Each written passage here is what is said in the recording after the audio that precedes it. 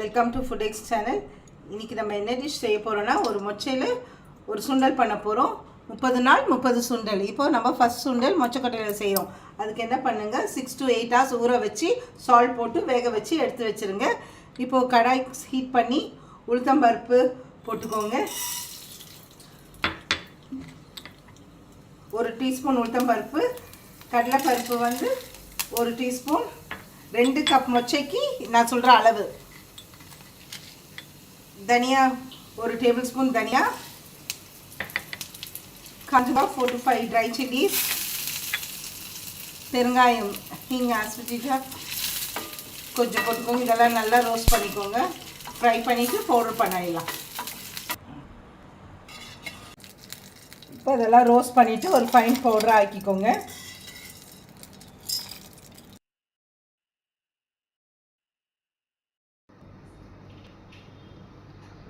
Heater pan, கொஞ்சம் oil heat பண்ணிக்கோங்க. எண்ணெய் காஞ்சதும் கடுகு போட்டுக்கோங்க, மஸ்டர்ட் போட்டுக்கோங்க.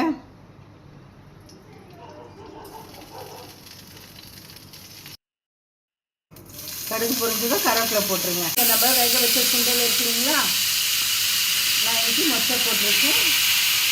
சால்ட் போட்டு வேக வச்ச சுண்டல் நம்ம அரைச்சி வச்சுருக்க பவுடர் போட்டுட்டு ஒரு டாஸ் பண்ணிடுங்க. அவ்வளோதான், முடிஞ்சிச்சு சுண்டல். இப்போ நம்ம மொச்சை சுண்டல் ரெடி ஆகிடுத்து.